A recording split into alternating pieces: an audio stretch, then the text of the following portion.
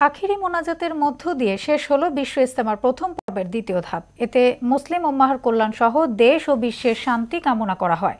এ সময় আমিন আমিন ধ্বনিতে মুখর হয় তুরাগতীর। আতিকুর রহমান আমিনের সহায়তায় আরও জানাচ্ছেন তাহসিন তারিন।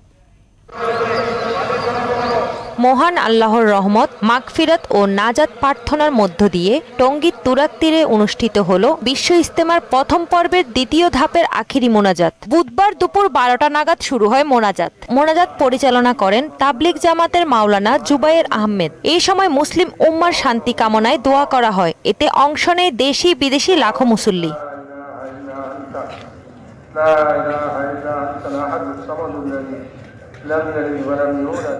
ইজতেমার প্রথম পর্বে অংশ নেন সুরাই নেজাম অনুসারীর তাবলিগ জামাতের মুসল্লিরা। ইসলামের আদর্শে জীবনকে এগিয়ে নেয়ার কথা বললেন তারা। সারা দুনিয়ার মানুষ যাতে আল্লাহকে চিনতে পারে, আল্লাহর ইবাদত করতে পারে, নিজের ঈমানটাকে পাকাপুক্ত করে কবরে যেতে পারে। আল্লাহ রাব্বুল আলামিনের কাছে সকল মুসলমানের একটাই প্রত্যাশা যে ইজতেমা একসাথে হবে। সকল মুসলমান যেমনি ভাবে এক প্লেটে খাইতাম আবার এক প্লেটে খাবো, একসাথে ইজতেমা করবো। সেই আমরা যখন একটা দাওয়াত লাগবে উম্মত কিভাবে জাহান্নাম থেকে বাঁচা জান্নাতে যেতে পারে এই করা আমাদের সাথী হয়ে যাচ্ছে।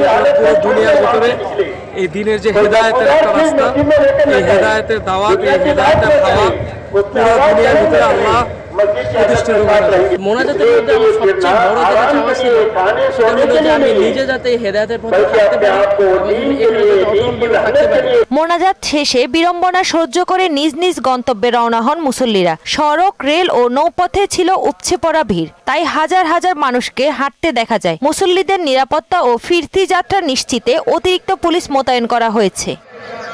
আগামী 14ই ফেব্রুয়ারি শুরু হবে মাওলানা সাদ অনুসারীদের ইজতেমা। 16ই ফেব্রুয়ারি আখেরি মোনাজাতের মধ্য দিয়ে শেষ হবে এবারের 58তম বিশ্ব ইজতেমা। তাহসিন তারিন, মোহনা সংবাদ।